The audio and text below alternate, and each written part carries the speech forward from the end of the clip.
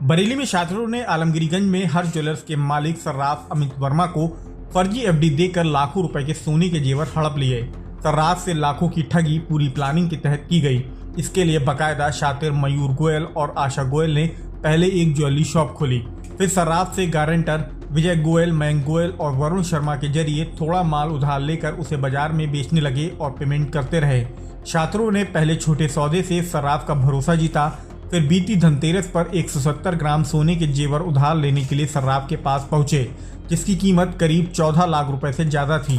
सर्राफ को झांसे में लेते हुए 20 लाख रुपए की स्टेट बैंक ऑफ इंडिया की फर्जी एफडी बतौर गारंटी गिरवी रख दी। उसे भी शातिर बाद में फोटोकॉपी कराने के बहाने ले गए। जब सर्राफ को ठगी का एहसास हुआ तो उन्होंने छात्रों से माल का पेमेंट करने को कहा। पहले छात्र टाल मटोल करते रहे, फिर दुकान बंद करके फरार हो गए। मामले में सर्राफ अमित वर्मा ने कोतवाली में मयूर गोयल, आशा गोयल, विजय गोयल, मयंक गोयल और वरुण शर्मा के खिलाफ मुकदमा दर्ज कराया है। पुलिस मामले की जांच कर रही है। आइए आपको दिखाते हैं कि सर्राफ ने इसे लेकर क्या जानकारी दी है। मैं अमित वर्मा, हर्ष ज्वेलर्स के नाम से मेरी आलमगीरगंज में सर्राफा की दुकान है। मैं सोने का काम करता हूँ। छोटे दुकानदारों को अप्रूवल पर सोने के जेवरात देता हूँ। बाद बिक्री अपना हिसाब करके जेवर वापसी आ जाते हैं। इसी दौरान लगभग 6-7 महीने पूर्व मेरे यहाँ मयूर गोयल और उनकी माता आशा देवी मेरे यहाँ आई और उन्होंने भी मुझसे कहा कि हमको भी अप्रूवल पे बाद बिक्री के लिए जेवरात दे दिया करें आप।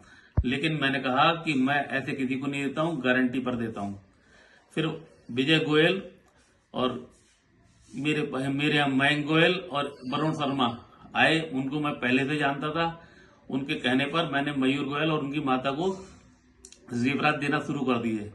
छोटा छोटा सामान लेने 10-20 ग्राम लेने के बाद में वो बेचकर मेरा पेमेंट कर दिया करते थे। लेकिन 29/10/2024 दिन धनतेरस का मेरे यहाँ आए और कहा कि धनतेरस का त्योहार है, शादियों का भी सीजन होने जा रहा है, आप हमको ज्यादा सामान दे दीजिए।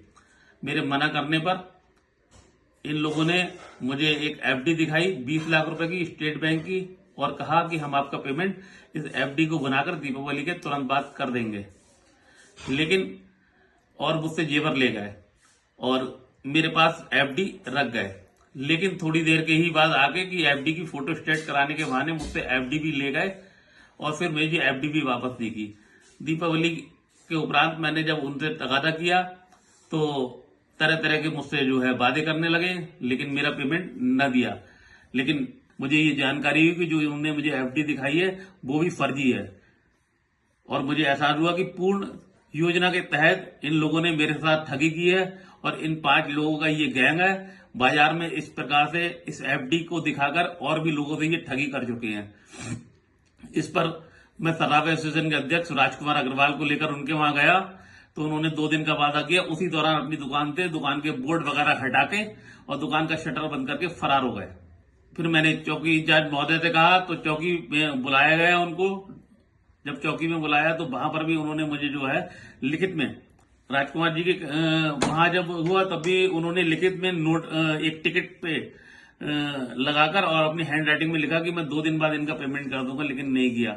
इसी प्रकार से चौकी में भी बैठकर उसने लिखा कि 10 जनवरी को पेमेंट कर दूंगा। उसके ताऊ विजय गोयल भी मौजूद थे। मयंक गोयल से भी बात हुई, आशा जी से भी बात हुई और वरुण शर्मा भी वहां पर मौजूद थे मेरे पास। उसकी भी लिखित है, उसमें सारे लोगों के दस्तखत भी हैं।